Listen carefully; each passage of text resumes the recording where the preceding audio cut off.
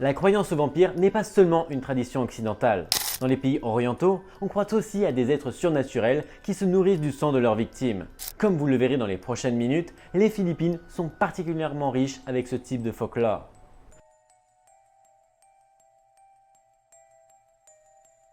Lorsque les Espagnols sont arrivés aux Philippines au XVIe siècle, ils ont signalé l'existence d'un personnage mythique qui terrorisait les habitants de nombreuses régions du pays.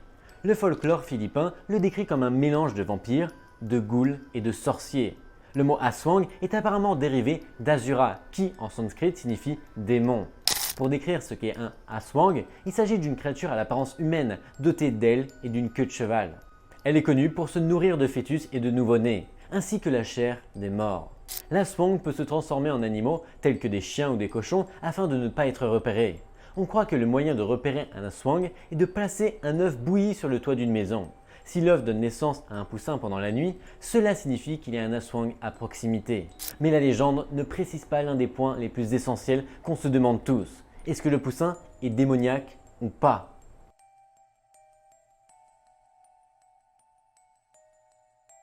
L'origine des aswangs dans la mythologie philippine est entourée d'un riche amalgame de traditions et de croyances remontant à l'Antiquité. On pense que ces êtres sont nés d'une combinaison d'influences culturelles locales et étrangères, fusionnant des éléments indigènes avec des mythologies de Chine et d'autres pays d'Asie. Certaines théories suggèrent que les aswangs trouvent leur origine dans les figures chamaniques ou d'anciens rituels de peuples indigènes, tandis que d'autres les relient aux mythes des anciens dieux et esprits animistes de la région. En deux mots, cette légende est apparue d'un mix entre plein de dieux, d'autres légendes et tout ce qu'ils ont pu entendre à cette période. Une explication courante de l'origine des aswangs les relie à l'arrivée des colons espagnols et à l'introduction du christianisme aux Philippines. On pense qu'en réponse à l'oppression et à la conversion forcée, certaines communautés ont adopté des figures démoniaques telles que le vampire philippin pour représenter la peur et la résistance contre les envahisseurs. Cette réinterprétation de légendes et de croyances anciennes a pu contribuer à consolider sa figure dans cette mythologie, en lui conférant de nouvelles significations et un nouveau symbolisme dans le contexte historique et culturel de l'archipel.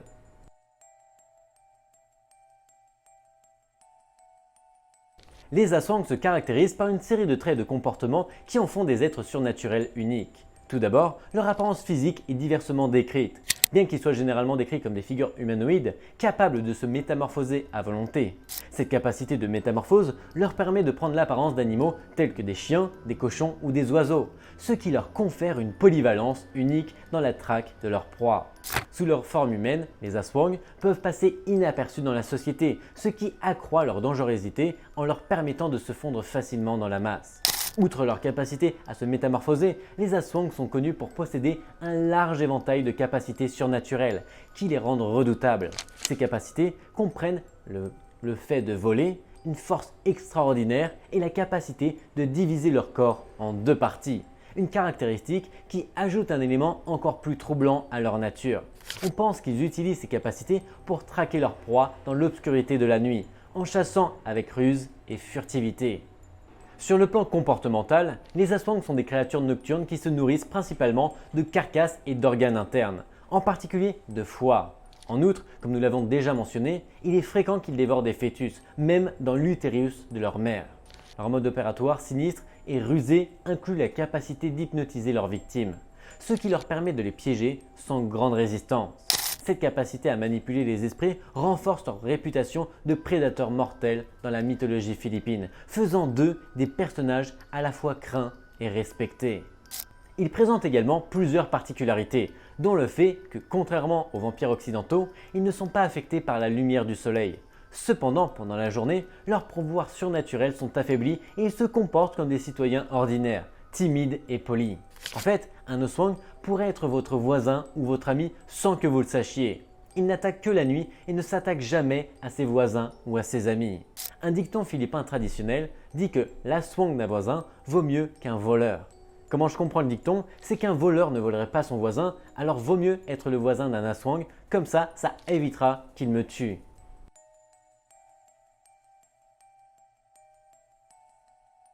Préparez votre meilleure armure parce que se défendre contre un aswang est une tâche difficile, en raison de la nature surnaturelle et rusée de ces créatures. Bien qu'il n'existe pas de méthode garantie, la tradition populaire suggère plusieurs mesures pour s'en protéger. L'une des stratégies les plus courantes consiste à utiliser des objets et des amulettes considérés comme sacrés ou bénis par les chefs religieux locaux, bien évidemment, et tels que des croix, des chapelets ou des herbes et plantes spécifiques aux propriétés protectrices. En outre, on pense que la présence de lumière et de son peut dissuader les aswangs. Allumer des bougies, des lampes ou des feux de joie, ainsi que faire du bruit avec des cloches ou des tambours, peut donc continuer à contribuer à l'éloignement de ces créatures. Une autre méthode populaire consiste à garder la maison et ses environs propres et bien rangés. Ça, c'est surtout pour les maris et les enfants, c'est la bonne excuse pour les femmes. Car ces démons sont censés éviter les endroits bien entretenus. Toutefois, compte tenu de leur pouvoir d'hypnose et de tromperie, la prudence et une vigilance constante sont essentielles pour éviter de devenir leur proie. Enfin, la meilleure défense contre ces démons pour résider dans l'unité et la solidarité de la communauté, car c'est ensemble qu'elle peut offrir une protection et un soutien mutuel contre ces créatures des ténèbres.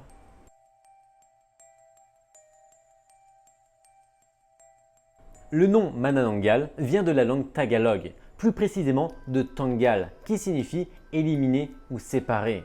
Dans le cas précis du mot Manananggal, il signifie celle qui sépare. Et c'est l'une des particularités de ce vampire. Pour attaquer ses victimes, il sépare son corps en deux parties. La partie inférieure reste au sol et la partie supérieure s'envole pour l'attaquer.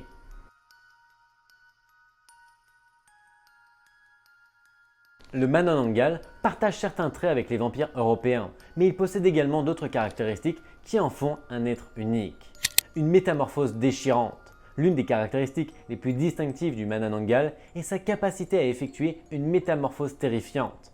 Pendant la journée, cet être semble être une femme normale. Cependant, à la tombée de la nuit, le Manananggal entreprend une transformation qui fait d'elle une entité terrifiante. Son corps se divise en deux, laissant ses membres inférieurs derrière elle, tandis que ses ailes membraneuses se déploient, lui permettant de voler à la recherche de proies.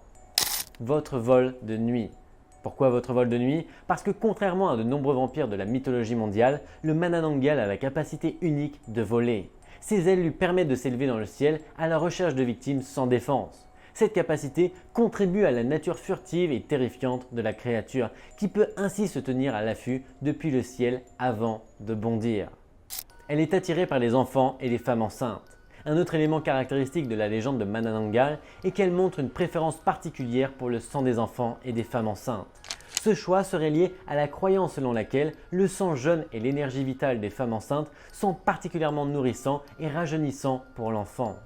Un sens aigu de l'odorat. Pour détecter ses proies, le Manananggal se fie à son odorat très fin. On dit qu'il est capable de suivre ses victimes à la trace grâce à l'odeur de leur sang sur de longues distances. Cette caractéristique ajoute un élément de terreur car les gens peuvent sentir qu'ils sont traqués avant que la créature ne se dévoile. Vulnérabilité et protection. Malgré sa férocité, la légende du Manananggal contient également des informations sur ses faiblesses. On dit que le vinaigre et certains objets sacrés, comme les croix et les amulettes, peuvent repousser le Manananggal. En outre, certaines histoires suggèrent que le soleil peut être fatal à la créature s'il la rencontre sous sa forme divisée à l'aube. Selon d'autres théories, si le Manananggal est réel, il est combattu avec les mêmes moyens que ceux utilisés pour éliminer un vampire européen ordinaire.